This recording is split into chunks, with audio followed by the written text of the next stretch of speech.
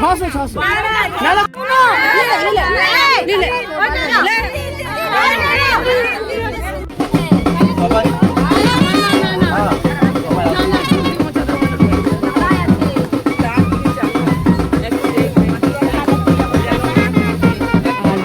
শুরুতে তো তোমরা দেখলেই যে সমীরণের জুতো কালকে লুকিয়েছিল সমীরণের শালিরা। তো ওইখানে আর কি টাকা পয়সা যেটা থাকে, যেটা মজার আর কি মুহূর্ত, সেটাই আর কি হচ্ছিল, যে বার্গেনিং করা হচ্ছিল কত টাকা আর কি নেবে আর কত টাকায় বা সমীরণ দেবে। তো যাই হোক, সেখানে সমস্ত কিছু হয়ে যাওয়ার পর সুস্মিতা সমীরণের বিদায় হয়ে গেল, মানে সুস্মিতার বিদায় হয়ে গেল। আর আমরা চলে এসেছি সমীরণদের বাড়ি। বেশি দূরের তো রাস্তা নয়, মাত্র 15 মিনিট লেগেছে, 10-15 মিনিটই লেগেছে। আসার পর দিদা এখানে করছিল হচ্ছে যেগুলো রিচুয়ালস থাকে বাড়িতে ঢোকার আগে, সেগুলোই আর কি হচ্ছিল।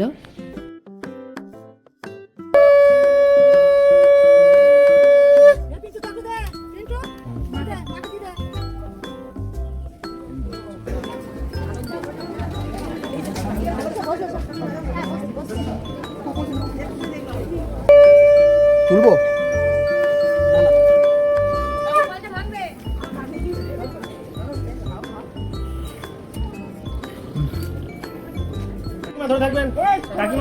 মাছ ধরা নেই, মাছ ধরা মাছ আনা হবে দাদা পরে ওটা দিচ্ছে।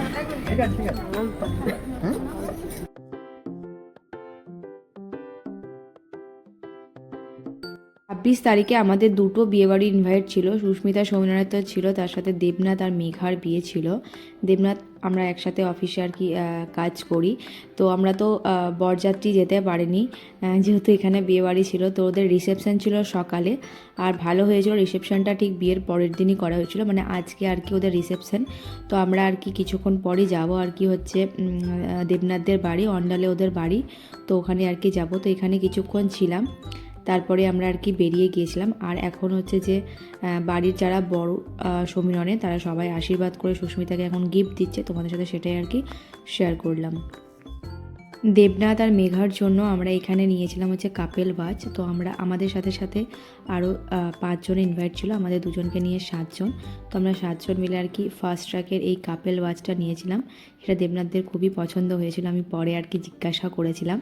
তো তোমাদের সাথে তো আগে শেয়ার করা হয়নি, তো এটা যেহেতু কিনেছিলাম ওখান থেকে প্যাক করায়নি, তো আজকে যাওয়ার আগে এটা প্যাক করে নিলাম। তো প্যাক করার আগে ভাবলাম তোমাদের সাথে একবার শেয়ার করে দিই। আর এই যে হচ্ছে নতুন বউ মেঘা, ওর সাথে আমার আগেও আলাপ হয়েছে, এটা হলো সেকেন্ড টাইম। তো খাওয়া দাওয়া করে আর কি বাড়ি চলে এলাম। তো আজকের এই ব্লগটা এতটা পর্যন্তই।